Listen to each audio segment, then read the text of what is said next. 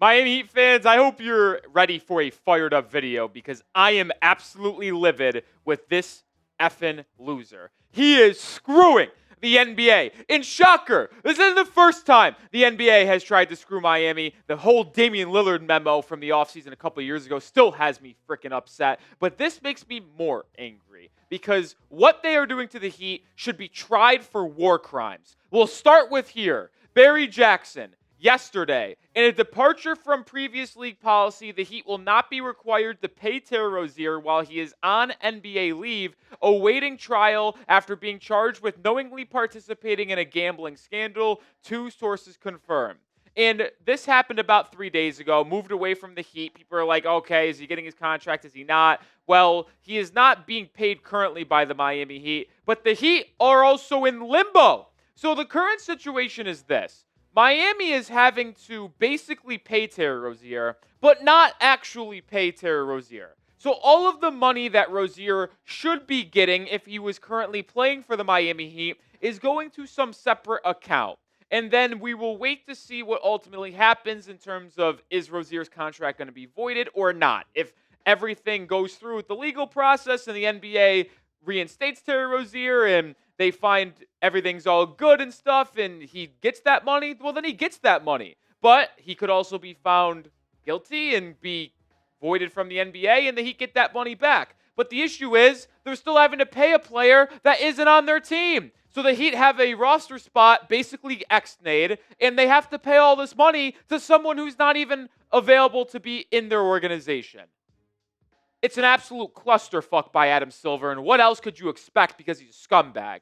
I'm pissed. Are you pissed? Show that loser we're upset. And this may bite me in the ass in my future endeavors in my life, but who knows? F Adam Silver. He's pissing me off. I want to hear what you guys have to say. But wait, there's more. According to the NBA labor agreement, players placed on leave continue to be paid, but the NBA is directing the Heat to place Rozier's salary in an interest-bearing account. Oh, he gets to actually earn more money while he's not playing for the Miami Heat, pending the resolution of his legal case. This decision was made unilateral, by the NBA and not requested by the Miami Heat, a source said. The Heat will receive no immediate cap relief, but the team is in ongoing discussions with the league about that. There's nothing imminent on that front. Once again, the Miami Heat are being forced to put the money owed to Rozier into an interest-bearing account in where they do not have a player playing for them, and yet they still have to pay him. This is absolutely ridiculous. Not only is the Miami Heat being kept in limbo by the NBA, but those absolute corrupt losers approved the trade while still investigating them. They were made aware, according to reports, of this fishy Rozier gambling stuff when he was a member of the Hornets in 2023. So they were kind of made aware of this because it got flagged right away by the sports books. So the NBA knew. And they allowed him to be traded. They approved a trade of a player that was currently suspicious of gambling violations. The NBA swept it under the rug and screwed the Miami Heat. Screwed them.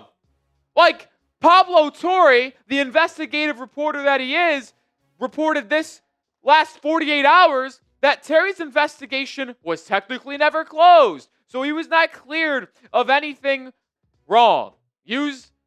Us not being able to find something is not the same as being cleared. That's what Torre was told by an NBA source. But I want to be clear about this quote. Us not finding anything does not mean he is cleared. Oh, let's go back to June 30th, folks, when their golden boy, the NBA man, Shams Charania, went on the Pat McAfee show and literally said verbatim, Terry Rozier, as of now, has been cleared. Thought he wasn't cleared. Finished the season with Miami. There's nothing really active as of him right now. So I want this to be as crystal clear as possible to the Heat fans. The NBA knew about the investigation and approved a trade involving Terry Rozier. They then cleared Terry Rozier of their investigation. They did their own probe, found no wrongdoing, let it go. The FBI says, not so fast, my friend. We're going to look into this. And they find him guilty with a bunch of receipts and a bunch of, what's the word they use? Evidence. Couldn't find that word. Do you see this rig job? It is corruption at an all-time high. It is unfathomable the way Adam Silver and the NBA are handling this. They tried to hide it under the rug, and it's blowing up in their face. The worst commissioner in sports is at it again. And I just have one simple question, and it's what I keep coming back to here, and it's why I'm so upset. If this investigation was happening before the trade, and the NBA were aware of some at least little potential wrongdoing from Mr. Rozier, how were the Heat not notified prior to making this trade? Because according to multiple reports and multiple sources, Miami was not made aware of any potential investigation into Terry Rozier for gambling on games. But yet the NBA and Charlotte Hornets, who clearly knew as well, because if the NBA knew, Charlotte knew, they still befuddled, hoodwinked, and basically robbed the Miami Heat. It is ridiculous. I'm furious, if you cannot tell. More coming up here in a second, but this episode is brought to you by Prize Picks, daily fantasy sports made fun, folks. Football action and basketball action is made even better on Prize Picks. The weather might be changing, but the feeling of being right never gets old. Keep the season rolling on Prize Picks by getting $50 instantly in lineups when you play your first $5. Just pick more or less on at least 2 player stats. If you get your picks right, you could cash in. We are hours away from Thursday Night Football. More than Derrick Henry rushing yards, more than Mark Andrews receiving yards, and more than Ollie Gordon rushing yards is my lineup. Join the millions of users and sign up for America's #1 fantasy sports app. Download the Prize Picks app today and use code CLNS to get $50 in lineups after you play your first $5 lineup. That's code CLNS to get $50 in lineups after you play your first $5 lineup. Prize Picks. It's good to be right. I need this to be clipped and sent to Adam Silver himself because I have a list of demands that if they are not met, things will happen. Rozier needs to be off the Heat books. Gone. Voided contract immediately. But also, I need a draft pick. We sent a 2027 first-round pick for a guy that you knew did suspicious things when it comes to gambling, and you did not make us aware. I am not asking for our draft pick back, although I think there should be a legit conversation if the Charlotte Hornets knew and did bad business in faith. I'm glad we destroyed those fucking losers by 40 the other night, and they're miserable franchise, stays miserable, worse than the NBA. But we should at least get a comp pick back. What does that mean? Hell, you could place it anywhere you want. In the lottery, that'd be great. You want to put it at 15, 18, hell, you could be 31. But if you label it a 2027 first-round comp pick, I will forgive everything.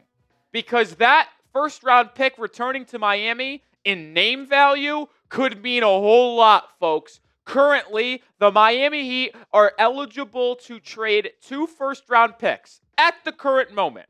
That will continue to increase as time goes on, and they get closer to 2027 and get past 2027. But right now, at the trade deadline, if they wanted to, they could trade 2 first-round picks, 2030 and 2032, or 29 and 31. Those are your only 2 options.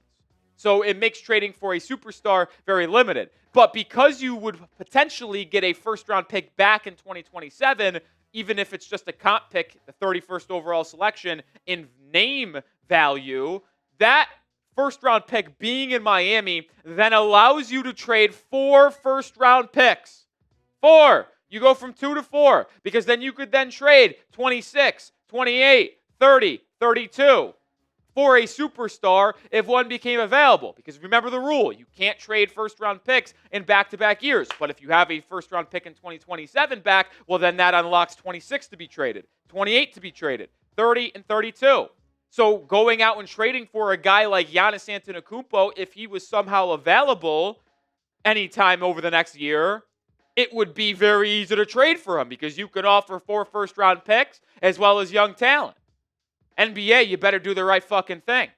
We got more to come here rounding out the show, but this is why you subscribe, because I'm coming in hot, and although it could ruin potential future opportunities for me in the future if Adam Silver and the NBA see this video, but I hope they do, because they need to make things right. And this is the one place for Miami Heat fans to speak their mind and get the real content, so subscribe today. Like, I mentioned Giannis, but there are other potential trade candidates that could be on the table as well. I know De'Aaron Fox was traded just about, 6 months ago? When was February? That's second month, so 8 months ago.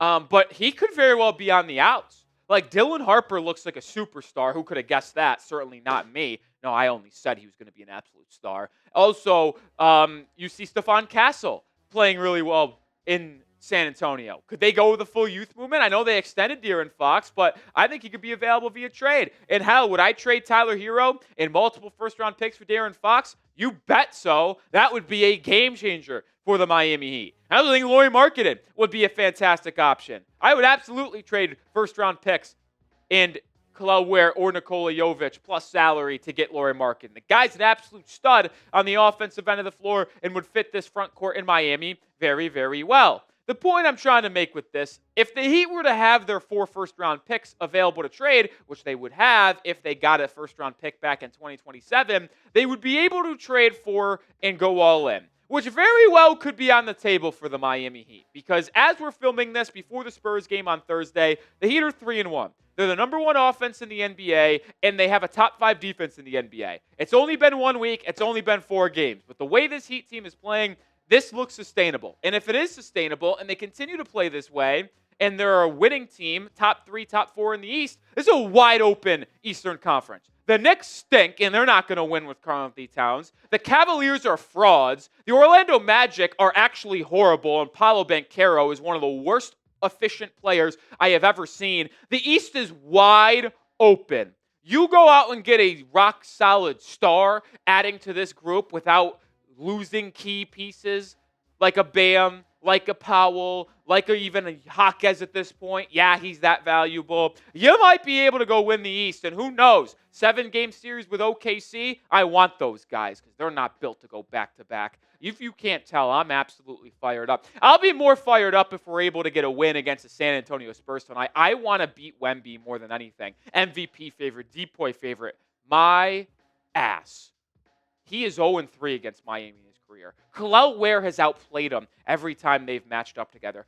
Bam Adebayo has outplayed him every time they've matched up. I want to go into San Antonio and take over their trap and tell the NBA, I don't give a shit about your golden boy from France who's going to be the next face of the league. We're coming for business. We're coming for throats. I want to get this win so bad. I said the Knicks game on Sunday was the biggest game in a tone setter. No, this is the tone setter. This little cute 3-1 start, it's awesome. I'm having a great time. Let's make it 4-1. Let's go make it 4-1.